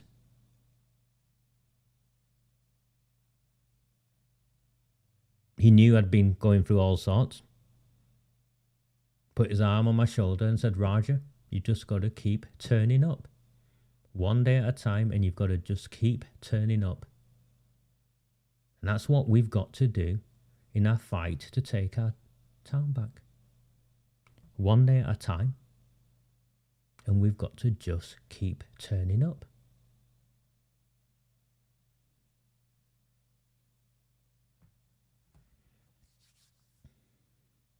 Someone put John Lawrence's name up. Is he standing? If he's standing, then, you know, good on him. I don't particularly like his politics, but I like the guy. Broad-shouldered enough. Not to like you, but like your politics. And also not to like your politics, but to like you as a person. He's a child of my town. He's a product of my town. His views and opinions as an African Caribbean man are shaped by the prejudices that the African Caribbean community have endured in this town. Can't abandon people. You've got to work with them and work through.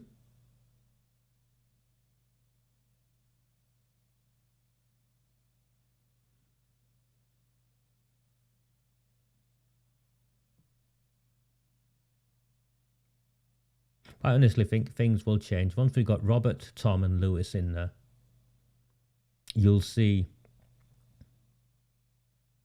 young women like Beth never exposed again in a position where they're put in a room with Arood Shah to take a photograph. And you'll see the Saddleworth Conservatives being whipped into shape.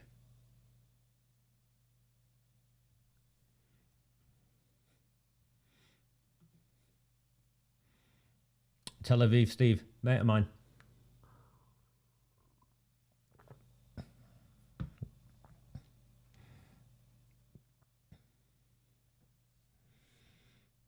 Okay.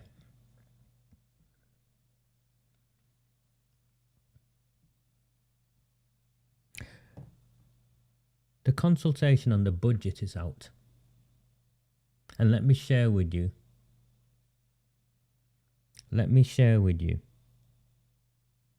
what's gone unreported and unnoticed, uncommented on. Ordinarily, the draft proposal for the budgets come out and are shared with the opposition parties 2-3 months. October, November time, December time, it'll be out. November, they'll be out. And the opposition parties have a chance to review the budgets and make recommendations of their own. And in a functioning democracy, these recommendations are reflected on, some are incorporated, some are thrown out, but it's part and parcel of the process of democracy. And then the opposition parties would present their alternatives to and submit them to something called the overview and scrutiny group. And you've seen the budgets that the council put out. You know, there's hundreds of pages. Since Dirty Harry Caffrell came in, the Labour Party stooge, who's earning hundreds of thousands of your money, getting a job through some dodgy backdoor deal, and self-describing himself as one of the best chief executives in the country. Well, since that man has come in, instead of the opposition parties getting the draft budgets in the time frame that they've always had, they got them barely 5 days before they were meant to submit responses.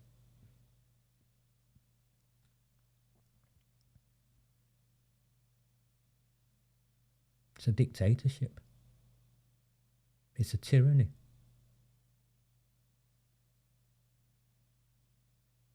They've increased your council tax by record amounts. They're trying to deceive you in claiming what the money's going to be spent on.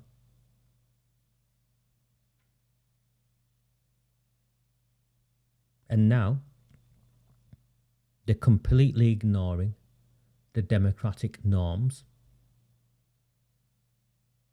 of a functioning democracy and doing whatever they want. And no one is saying a single word in objection. Sheldon, from the saddle of Conservatives, isn't saying anything.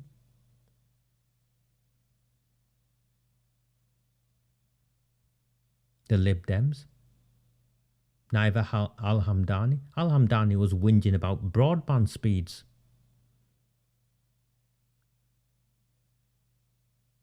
Cyril Smith's mate's not going to say anything. Neil Wilby's mate isn't going to say anything, is he? With the mess he's in. Sykes is stum. Hoban probably hasn't even read the paperwork, never mind understood the due process. It's why you need Robert Barnes, Lewis Quigg, and Tom Lord in that council. Because I do not believe those three would remain silent. And I'm not blaming Dave Arnott. I'm not blaming Beth Sharp. I'm not blaming Sahabid. I'm not blaming Mark Wilkinson or Neil Hindle or even Brian Hoban, if I'm honest. I'm not blaming them. They're young in terms of not age, but in terms of the space there. They're inexperienced. You don't know what you don't know. I've spent most of my life not knowing stuff, but I knew well enough that what I don't know, I needed to fill the gaps by being around people who did know.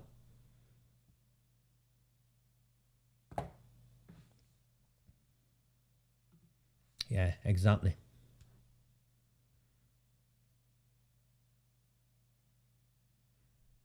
And the white elephants, they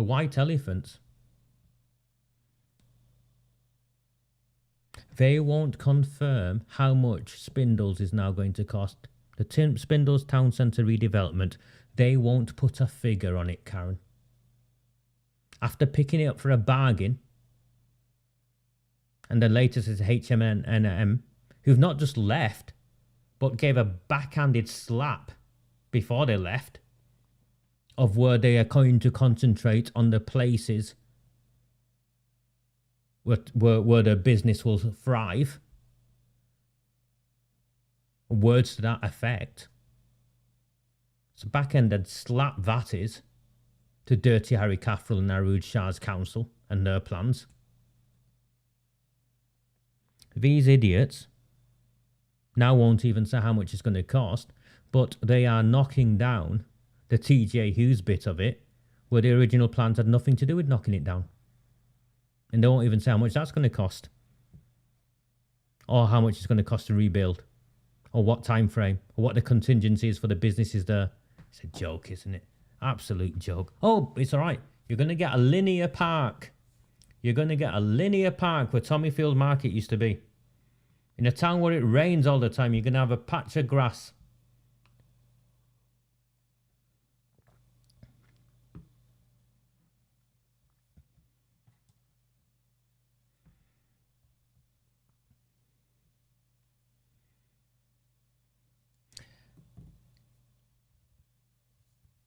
If you joined me last week, you'd have seen me raise the spectre of what I refer to as the Taylor Report and Abdul Jabbar's failure during COVID, his breaches, multiple breaches during COVID. Well, instead of the Taylor Report being published, the bag carrier from Chadderton South, Shuttleworth, Arood Shah's bag carrier, has been ranting and exposed himself as a liar in the same way Barrelgate Bashforth has. The Taylor Report should be published. And if the Taylor Report isn't published, it only reaffirms what we all suspect anyway. They can do what they want, how they want, to who they want, because there is no law in this town. It's run by Labour Party tyrants. Which is why not a single one of them will be held responsible for the grooming and gang rape, the cover-up of the grooming and gang rape, under their watch, with their full knowledge. No one will be held responsible.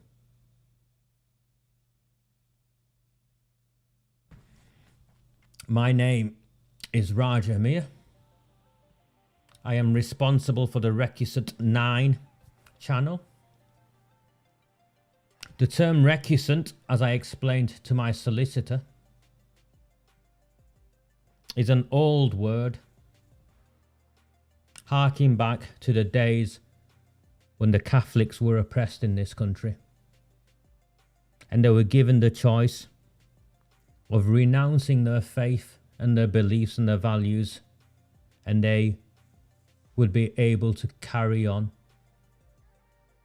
or they can continue to be punished. And those who chose to continue to be punished, they named them recusants. And that's where the word originates. And that's who we are. If you took a value in this transmission, please like, please subscribe, please share. It's set on share. And if you're able to, please help me keep my lights on so I can continue to do this. We're in the middle of a fight. We've been battered, but we're still here. We're going to take some more beatings. But we're going to get to 2023 and take our town back. Then this platform needs to continue. And that's why they have been so desperate to close it down. A very, very good night. And sorry, I need to say this just before I go. That's the bit that made me cry. Julie's dad came. Julie's elderly father came. Stood outside for however long.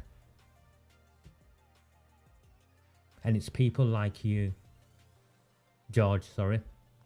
It's people like George. It's people like you guys. Which is why I still turn up. So I'm not going to fail on you. But please. Good night. Do not fear them. Do not fear any of them.